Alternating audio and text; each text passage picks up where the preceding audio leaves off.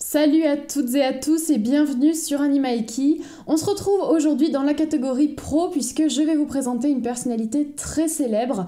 Alors, il fait du spectacle équestre, mais comme il a des méthodes qui sont très naturelles, eh bien je trouve que c'est quelqu'un qui est incontournable en équitation éthologique. Alors vous connaissez sûrement sa famille puisqu'ils sont plusieurs à pratiquer l'équitation, ils sont très connus puisque c'est la famille des Pignons. Et aujourd'hui on va aborder l'un des frères puisqu'on va parler de Jean-François.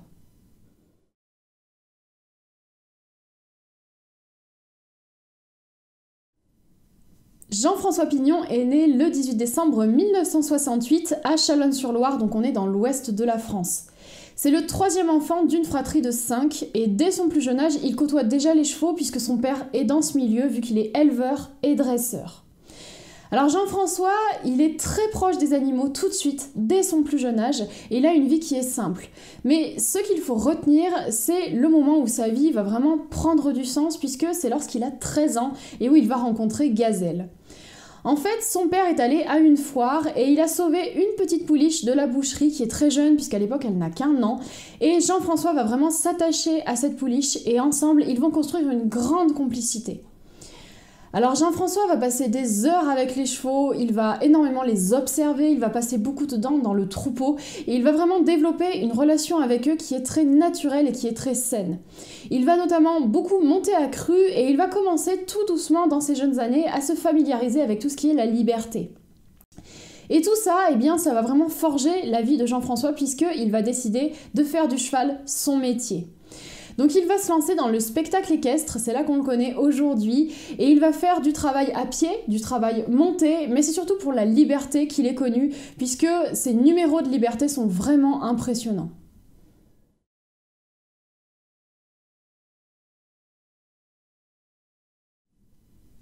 Le début de carrière de Jean-François Pignon va se faire avec son frère Frédéric, puisqu'ils vont monter ensemble une petite troupe où ils vont faire de la voltige et de la cascade. Ils vont fonctionner comme ça pendant quelques années et en 1991, il va y avoir un événement qui va être très important puisque Jean-François va présenter un numéro en totale liberté à Cheval Passion, donc là on est à Avignon.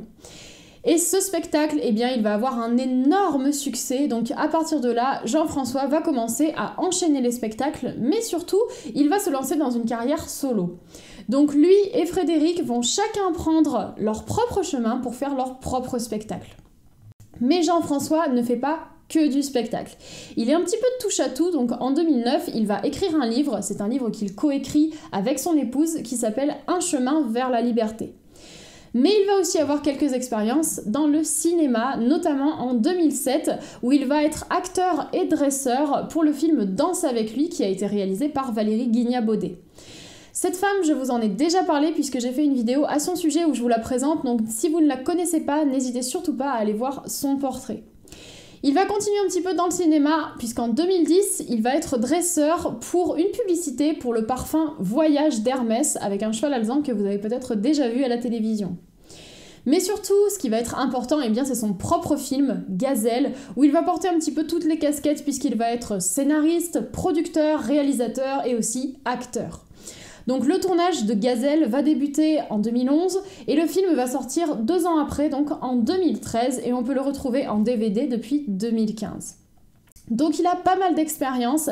Alors bien entendu, ce qu'il fait le plus, c'est quand même le spectacle, c'est son activité principale.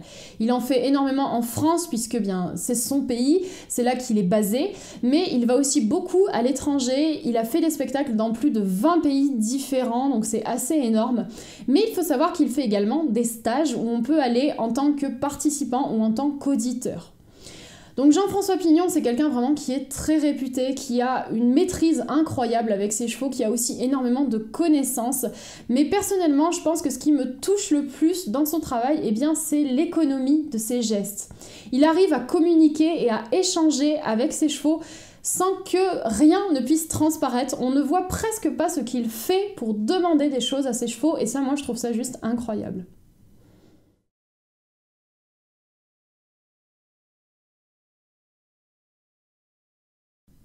On va parler un petit peu des chevaux qui ont marqué la vie de Jean-François Pignon et avec lesquels il a travaillé. Alors bien entendu, celle qu'on ne peut surtout pas oublier, eh bien c'est Gazelle. Ils l'ont appelée comme ça parce qu'elle avait de très longues jambes. Comme on l'a dit, c'était la première jument de Jean-François et ils ont énormément appris ensemble. Elle lui a donné 4 poulains et elle nous a quittés en 2003 à l'âge de 23 ans, alors qu'elle aurait dû aller à la boucherie à 18 mois, donc elle a eu vraiment une belle vie. Ensuite, on peut parler de Malik, qui est un hongre Appaloosa qui faisait 1m50 et qui est né en 1984.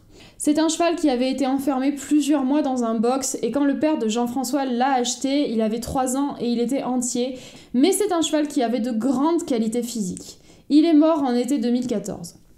On peut aussi parler des juments de Jean-François. Alors celle-ci, c'est sûrement les juments avec qui on l'a vu le plus. Alors il y a Azaria, qui est une jument très sensible et qui est accompagnée de sa fille, Aziel, qui ressemble beaucoup à sa mère d'ailleurs. Il y a aussi Laïs, qui est pleine d'énergie, Kiowa, qui est une jument très régulière, et puis Salsa, qui est la pouliche de Gazelle. Jean-François est également accompagné de 2 ponettes, Isis, qui a pas mal de caractère, et Petit Cœur, qui est vraiment une ponette très douce et très affectueuse. Et puis bien sûr, on est obligé de parler de son étalon, Thiego, qui vit avec le troupeau de ses juments et qui a vraiment été une révélation pour Jean-François parce que c'est la première fois qu'il intégrait un étalon à ses spectacles et Thiego lui a appris énormément de choses. Et on peut aussi dire un petit mot sur toutes les pouliches de Thiego et des juments. Alors il n'y a pas de mâles parce que Jean-François vend les mâles pour éviter les problèmes de territoire, mais il garde les femelles. Et ces petites pouliches sont intégrées au troupeau et il travaille avec elles, donc ça donne vraiment des numéros qui sont magnifiques. Jean-François Pignon est donc une grande figure du spectacle équestre et je trouve qu'il est très important aussi en équitation éthologique. Il se sert notamment beaucoup de l'éthologie pure, c'est-à-dire vraiment de la science, de l'observation du comportement, et il passe énormément de temps avec ses chevaux à l'intérieur du troupeau, et ça lui permet vraiment d'acquérir des connaissances qui sont essentielles ensuite pour construire sa pratique. Et je trouve que c'est une personnalité qui est très inspirante, c'est pour ça que j'avais envie de vous parler de lui aujourd'hui. Il a une communication avec ses chevaux qui est d'une finesse incroyable, et je pense qu'on rêverait tous d'être un jour à son niveau. Alors bien entendu, je vous ferai une autre vidéo pour vous présenter son frère Frédéric, puisque là encore c'est une grande figure dont il faut parler, je pense. Et si vous voulez en savoir plus sur les frères Pignon, eh bien je vous invite à aller voir la leçon indispensable des frères Pignon, qui là encore est réalisée par Valérie Guignabaudet. Je vous avais déjà parlé de ce DVD sur Animaleki, mais vraiment n'hésitez pas à aller le voir. D'abord pour découvrir la philosophie de cette famille, qui à mon sens est vraiment très juste et très respectueuse. Je trouve vraiment qu'ils ont une façon d'aborder le cheval qui est très intéressante. Et puis ils donnent des petits conseils qui sont vraiment essentiels lorsqu'on commence et lorsqu'on veut bâtir une bonne relation avec son cheval, donc n'hésitez pas à aller voir ce documentaire. Donc moi je vais vous laisser ici.